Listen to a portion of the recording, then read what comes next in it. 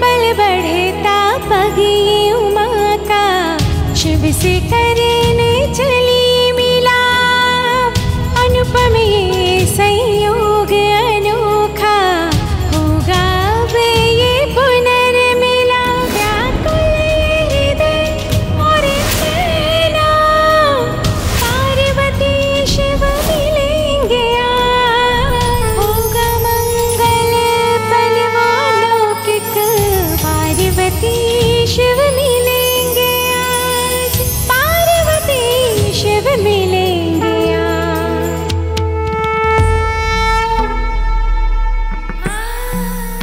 अंततः आप मेरे पास प्रभु काशी लौट ही आए, किंतु आपने मुझे विशालाक्षी कहकर क्यों पुकारा प्रभु?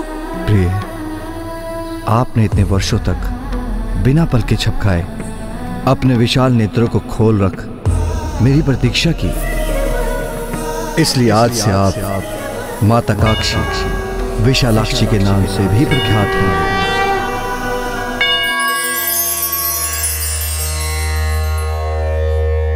ओम त्र्यंबकं यजामहे सुगंधिं पुष्टिवर्धनम्, उर्वारुकमिव बन्धनामृत्यैर्मुक्षीयमामृता।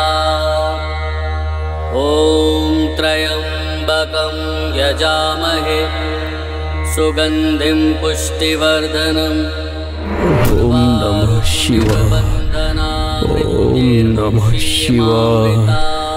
मेरा परम भक्त ऋषि जगेश्वर मेरी प्रतीक्षा कर रहा है। ओम नमः शिवाय, ओम नमः शिवाय, ओम नमः शिवाय, ओम नमः शिवाय, ओम नमः शिवाय, ओम नमः शिवाय।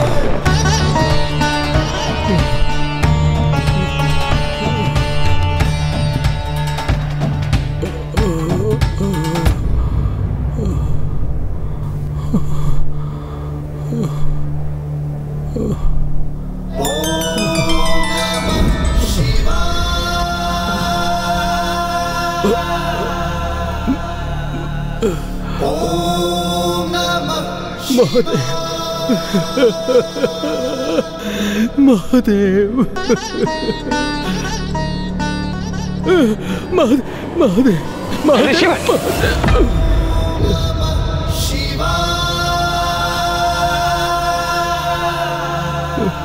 ओम नमः शिवाय। महादेव, महादेव।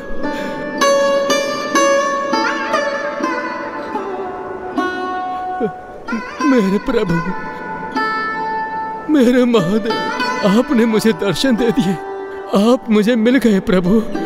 मेरे इस प्रतीक्षा के कठिन समय में कुमार कार्तिकेय और प्रथम पूज्य गणेश जी ने मुझे जीवित रहने का साहस दिया, मेरा विश्वास बंधाया।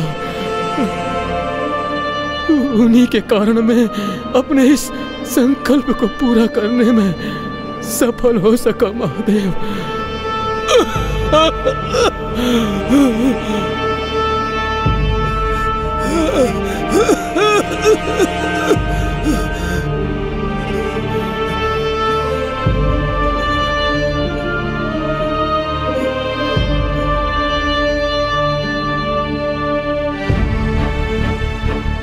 प्रभु, आज आपने मुझे दर्शन देके धन्य कर दिया। अब मैं शांति से परलोक की यात्रा के लिए प्रस्थान कर सकता हूँ प्रभु। ऋषि जगेश्वर, अब मैं यहाँ हूँ और मैं आपको कहीं नहीं जाने दूंगा। आपने प्रण लिया था कि मेरे दर्शन के उपरांत ही आप अन्न और जल ग्रहण करेंगे, तो अब अन्न और जल का सेवन कीजिए ऋषिवर।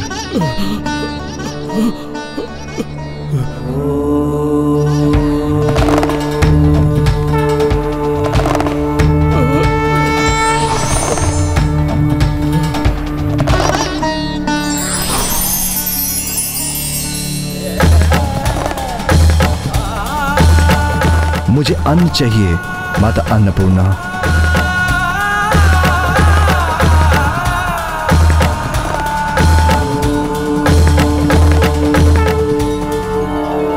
नित्यानंद करी वरा भय करी सौंदर्य रत्ना करी निर्धूताखिल घोर पावन करी प्रत्यक्ष माहेश्वरी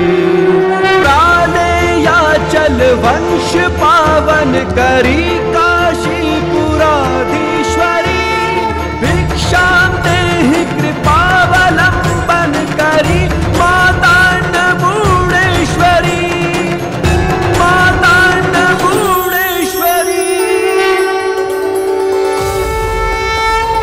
या देवी सर्वभूतेषु शक्तिरूपेण संस्थिता नमस्तस्यै नमस्तस्यै नमस्तस्यै नमो नमः।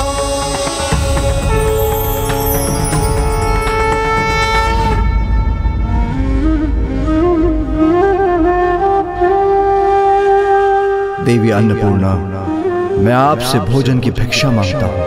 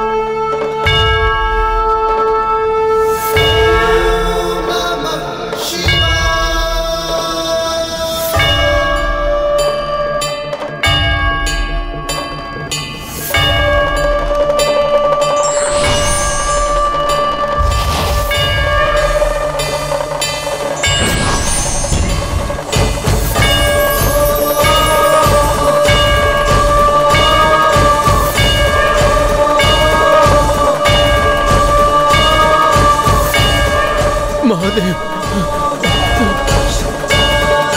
महादेव महादेव महादेव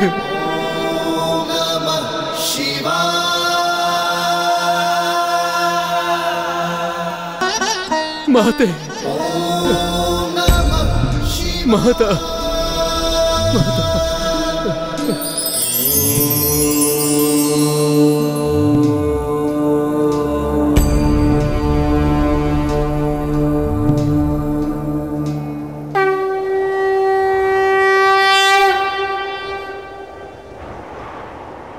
देवी अन्नपूर्णा, आप करुणा और उदारता का भाव रखने वालों की सहायक होती हैं।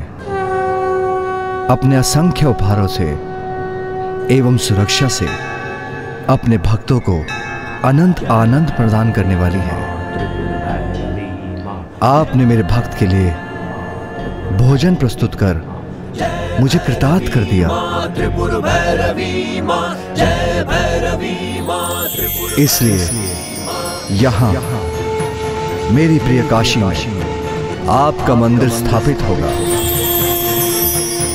जिससे आप यहाँ मेरे आने वाले मेरे समस्त भक्तों को अन्न दान दे सकें।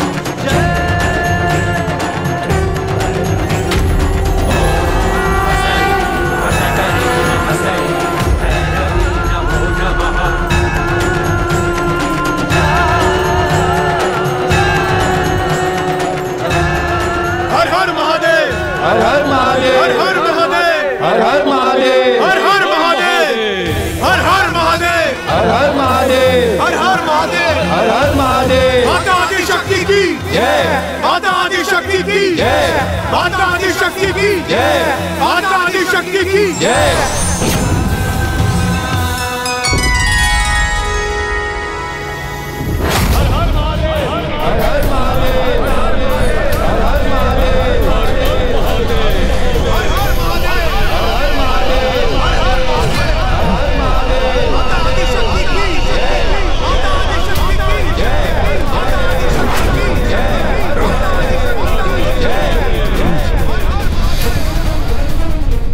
कैसा कोलाहल है?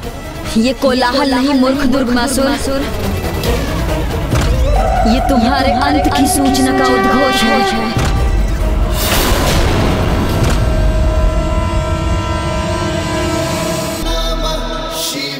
पुत्र गणेश, तुम्हारे और पुत्र कार्तिकी के अथक प्रयासों से ही पुनः काशी इतनी जीवित और सुखमय हो सकी है, और तुम्हारे कारण ही मैं अपनी प्रिय काशी में लौट सका हूं। पिताश्री, इसका संपूर्ण श्रेय तो गणेश को ही जाता है, जिसने निराशा के क्षणों में भी भक्ति की शक्ति में अपने दृढ़ विश्वास से हमारे मन में आशा जागृत कर हमें भी निरंतर अपने लक्ष्य की प्राप्ति के लिए आगे बढ़ने पर प्रेरित किया। पुत्र गणेश, जो तुमने किया उसके लिए मैं तुम्हारा धन्यवाद कैसे करूं? काशी से मैं कितना दूर हो गया था। अपनी प्रिय काशी में प्रवेश के सुख से वंचित था मैं, और मेरे यहां लौटने का कोई मार्ग नहीं दिख रहा था। और यहां महेश्वरी मेरी प्रतीक्षा में जड़वत होकर स्थित थी।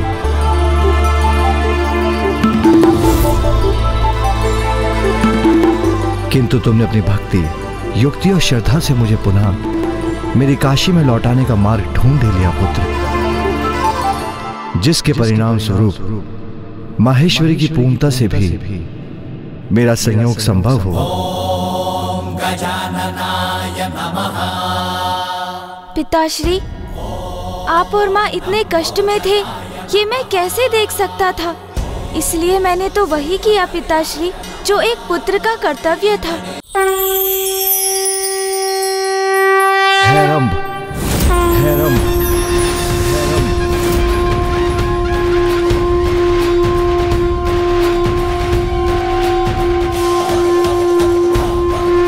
हेरंब अर्थात निर्बल और लाचार जीवों के सहायक हेरंब गणपति,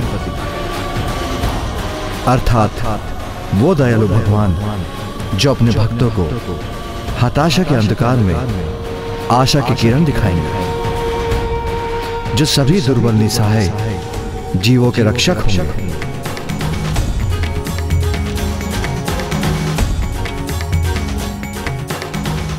पुत्र गणेश, महाराज राजा दिवोदास से काशी को मुक्त करवाने के प्रसंग के उपरांत धन्यवाद स्वरूप इसीलिए मैंने तुम्हें अपने अंक से लगाया था, और अब मैं घोषणा करता हूं कि तुम्हारे इस रूप में तुम्हारा एक भव्य मंदिर स्थापित होगा। पुत्र, मेरे और महेश्वरी के विलग होने से संसार पे संकट छाया हुआ था, किंतु तुम अपनी भक्ति में अडिग रहे। महाराज दिवोदास का मार्गदर्शन कर तुमने उनका कल्याण किया, काशी का कल्याण किया, अपनी मां और स्वयं मेरा भी कल्याण किया, मेरे भक्त ऋषि जगेश्वर का कल्याण किया। इसलिए एक प्रकार से तुमने संपूर्ण संसार का ही कल्याण किया। ये तो मात्र मेरा एक दायित्व था। तुमने अपना दायित्व भली भांति निभाया पुत्र। तुमने न केवल अपने परिवार का भला किया, अपितु तुमने मेरे भक्तों की भी रक्षा की। जगत कल्याण को सर्वोपरि रख तुमने संसार को सर्वनाश से सुरक्षित किया। तुमने सभी की सुरक्षा सुनिश्चित की, और यही होगा तुम्हारे हेरंब स्वरूप का महत्व पुत्र। अद्भुत, अनूठा, अति सुंदर होगा तुम्हारा ये स्वरूप। इस स्वरूप में तुम्हारे पंच शीश होंगे, जिनसे तुम सभी प्रमुख दिशाओं में अपने भक्तों पर दृष्टि रख सकोगे, उनकी रक्षा कर सकोगे, क्योंकि तुम तो वो महान रक्षक हो पुत्र, जिसने पूर्व काल में अपने ही दंत का प्रयोग कर अपने भक्तों की रक्षा की। तुम तो असहाय जीवों के सच्चे संरक्षक हो। है रम गणपति, है रम गणपति, है रम गणपति, है रम गणपति, है रम गणपति।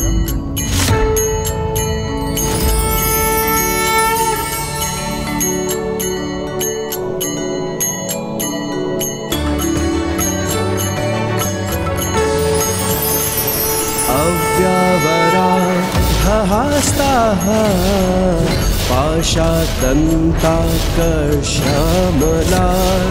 शृणुपरशु दधानो मुधागरामो मुधातं च फलमाधिगथा सिद्धाः पञ्चामातङ्ग भक्तारा गणपतिरधिकाराः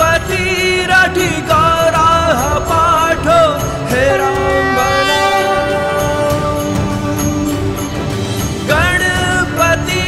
गणपतिरधिकाराः पाठो हे रामबला।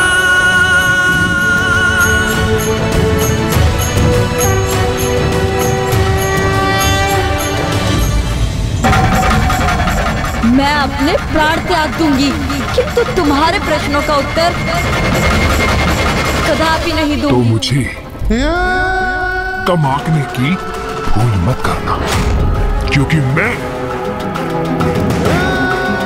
दुर्गमासुर हूं और मुझे अपने प्रश्नों का उत्तर कैसे ज्ञात करना है, भली भांति ज्ञात है मुझे।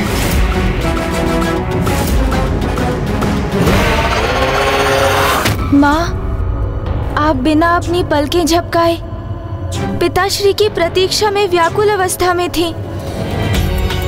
कदाचित इसलिए आपको ये ज्ञात नहीं माँ कि इस अंतराल में दुर्गमासुर ने कितना आतंक उत्पन्न किया है। माँ, दुर्गमासुर ब्रह्मलोक से वेद माता का अपहरण कर उन्हें अपने साथ ले गया है।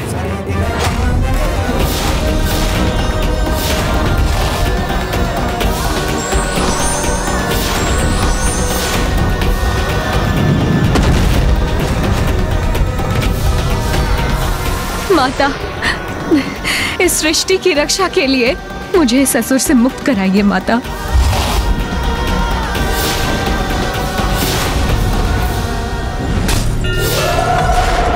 वेद की देवी का हरण कर लिया दुर्गमासुर ने। स्वामी, इतना कुछ घटित हो गया, तो फिर उस दुष्ट दुर्गमासुर का वध क्यों नहीं किया आपने? मेरे प्रिय भक्त को यातना पहुंचाने का दुस्साहस कैसे किया उसने? महादेवी दुर्गमासुर का वध करने में अक्षम है देवी।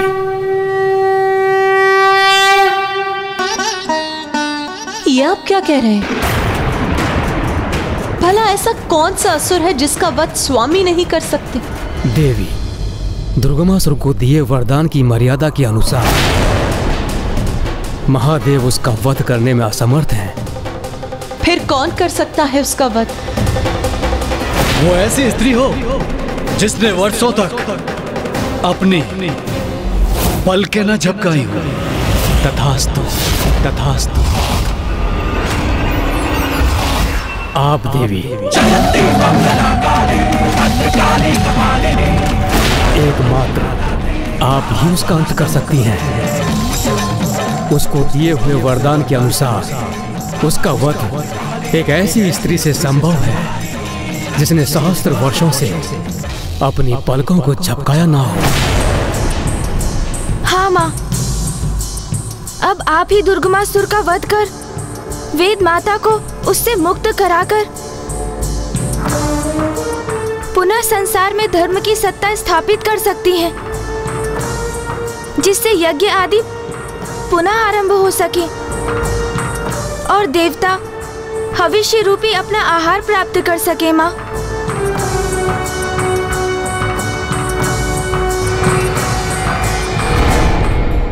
महेश्वरी, दुर्गमासुर के वध के लिए आपको विंध्याचल पर्वत पर जाकर अपनी संपूर्णता को उजागर करने हेतु तपस्या करनी होगी। स्वामी, अभी तो हमने इतनी दीर्घ अवधि तक इतना कष्टप्रद वियोग सहा है। अब जब हम एक साथ हुए भी तो हमें पुनः पुनः विलग होना होगा। ये हमारी कैसी नियति है स्वामी। किंतु ज्ञात है मुझे कि यही जगत कल्याण के लिए आवश्यक है, और मैं अपनी इच्छा को अपनी संतानों और भक्तों से ऊपर नहीं रख सकती। सत्य है माँ, संसार की भलाई के लिए बहुत कष्ट सहती हैं आप। पुत्र, यदि मेरे भक्त दुखी हैं, तो मैं प्रसन्न कैसे हो सकती हूँ? मेरी और तुम्हारे पिताश्री की सुख का तो बस एक ही आधार है, हमारी समस्त संतानों का सुखी और सुरक्षित रहना। जिस गृह में पति और पत्नी के बीच में स्नेह होता है और परिवार के समस्त सदस्यों में पारस्परिक स्नेह की भावना के साथ सामंजस्य होता है, मेरा वास वहीं होता है। हम इतना त्याग इसीलिए करते हैं ताकि संसार में सभी सुख और स्नेह से रह सके। मैं दुर्गमासुर का वध अवश्य करूंगी, किंतु ये तभी संभव होगा जब वेद की देवी उसके बंधन से मुक्त होकर सुरक्षित अपने स्थान पर स्थित हो जाएंगी। और ये कार्य तुम्हें करना होगा गणेश।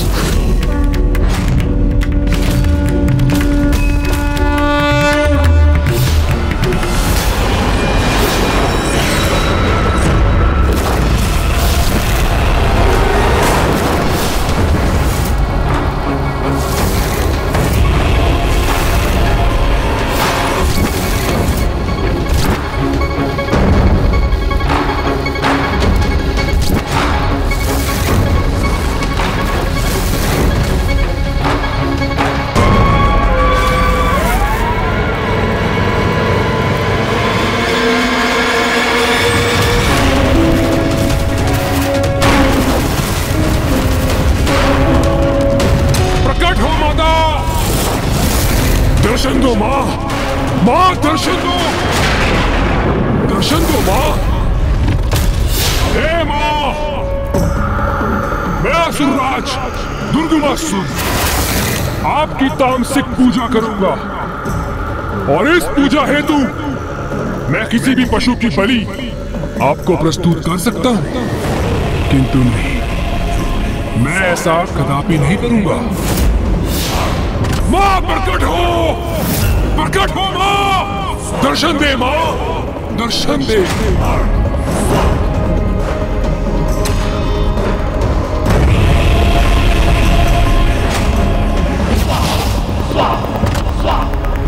उचित है माता, तो फिर मैं स्वयं की बलि देता हूं।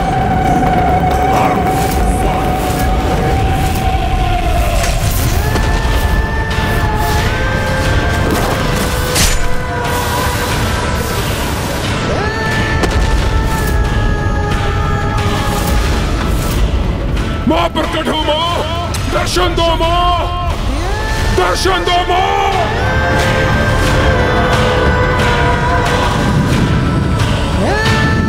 उचित है माँ, तो फिर मैं स्वयं को ही खंडित करूंगा।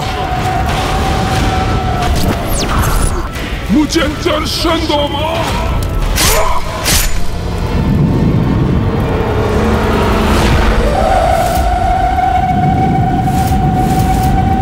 माँ मुझे दर्शन दो माँ, माँ प्रकट होइए।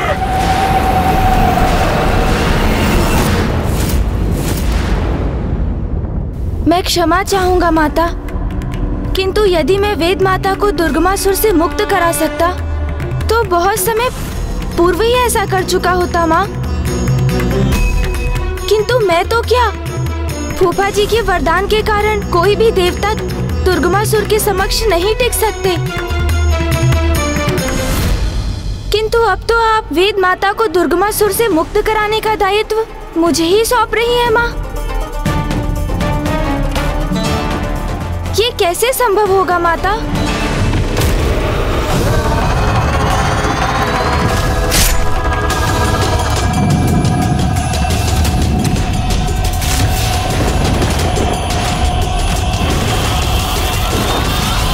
मेरी आहुति स्वीकार करो माँ, दर्शन दो माँ।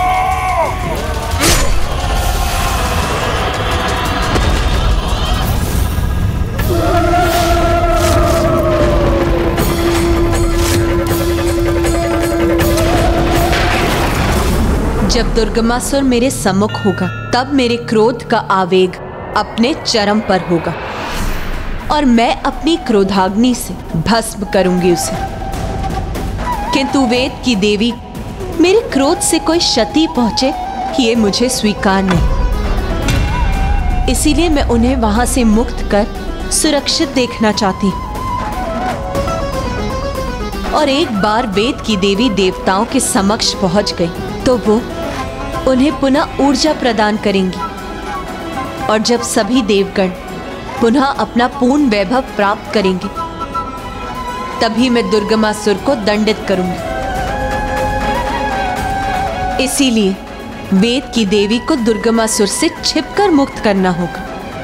और इतनी चतुराई तुम्हारे सिवाय और किसमें है गणेश?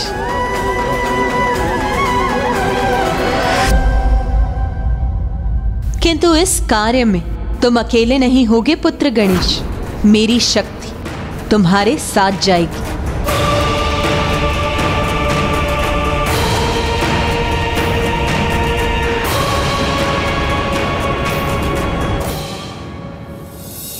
जगदम्बे जगजननी सिंह आरूढ़ा, जय माँ उमा स्वरूपा। पुत्र, मेरी ये शक्ति तुम्हें वेद की देवी तक पहुंचने में तुम्हारा मार्गदर्शन करेगी और तुम्हारे मार्ग में आने वाली सभी कठिनाइयों को दूर भी करेगी। रूप धरो अब, विनती सुनो माता, छोड़ो आवेशा। करबद्ध करता निवेदन गणेशा, जगदम्बे जगजननी सिंह आरूढ़ा। जय माँ उमा स्वरूपा।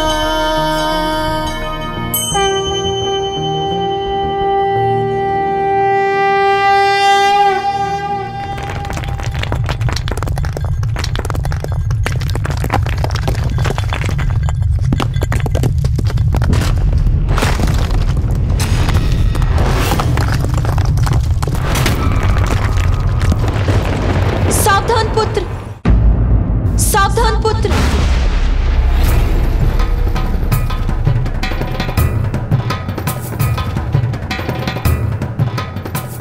पुत्र, जब मैंने कहा था मेरी शक्ति और मैं अपनी संपूर्णता से तुम्हारे साथ रहेंगे, इसका अर्थ ये है कि मैं सृष्टि की समस्त शक्ति ज्योति पुंज के रूप में तुम्हारे हाथों में स्थित रहूंगा। और ऐसा मैंने इसीलिए करा क्योंकि वेद को लौटाना आवश्यक है, क्योंकि यदि वेद नहीं तो सृष्टि नहीं। किंतु माता, आपकी शक्ति इतनी सहजता से कैसे मध्यम हो सकती है? मेरे लौ की यही प्रकृति है पुत्र गणेश।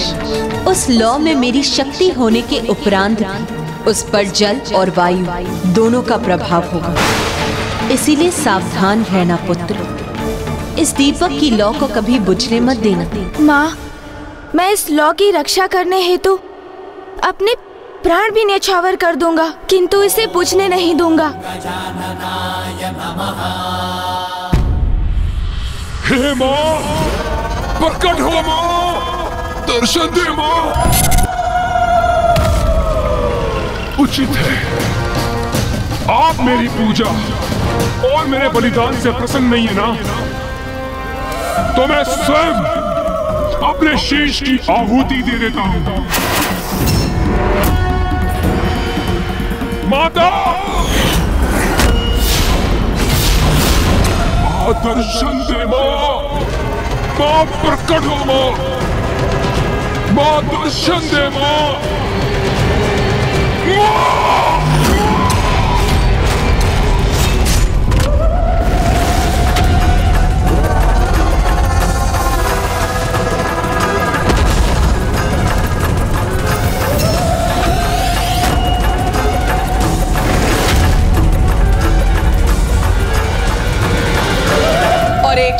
के लिए तो मुझे लगा कि भस्म कर दूं तेरा शीश इस अग्नि में, अंत कर दूं मैं तेरा दुष्ट, बिखरे पड़े रहने दूं तेरे शरीर के ये भिन्न भाग और छुटकारा प्राप्त करूं तेरे हट से।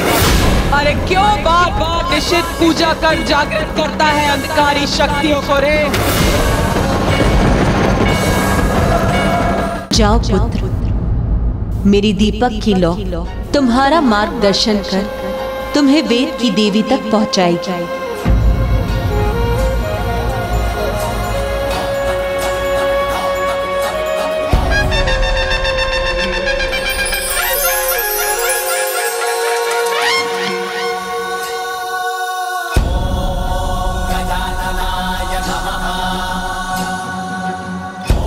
वो दीपक तुम्हें उचित दिशा का संकेत देकर तुम इस पे विश्वास कर आगे बढ़ो पुत्र, तो तुमसे कोई भूल नहीं होगी। अब मुझे आज्ञा दीजिए माँ।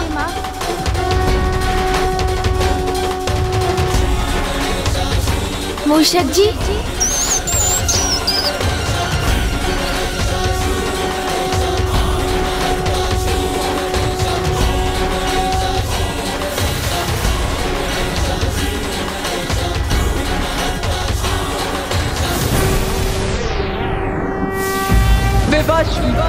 नियमों से बंधी हूँ मैं, अनुष्ठान यदि उचित तो मंत्रों की अनुष्ठात्री देवी को दर्शन देने आना ही होगा। और तू दुर्गमासुर, तुझे मेरे सिवाय किसी और अंधकारी देवी को बुलाने में रुचि नहीं होती है क्या?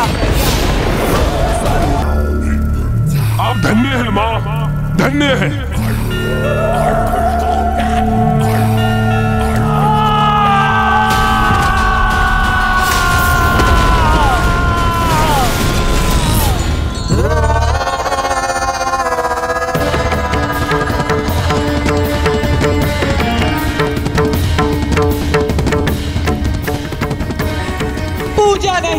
निश्चित पूजा है ये, तांत्रिक पूजा का विवश किया है तूने मुझे।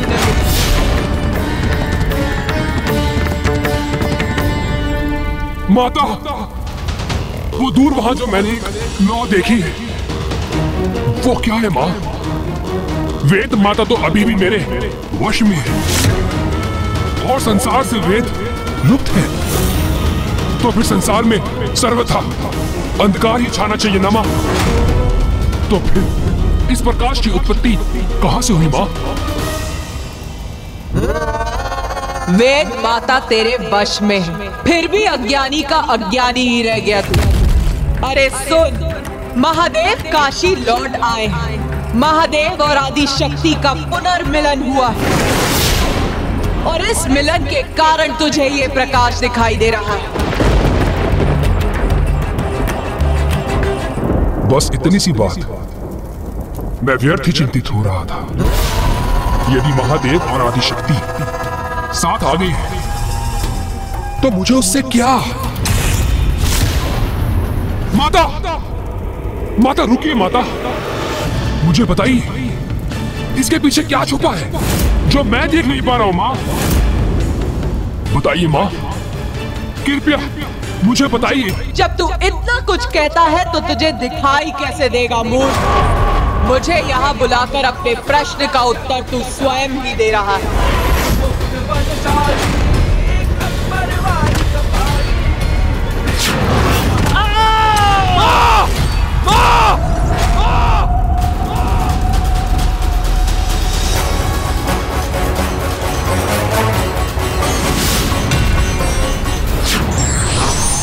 माता, माता मुझे बता दीजिए इसमें मेरे लिए क्या संकट है?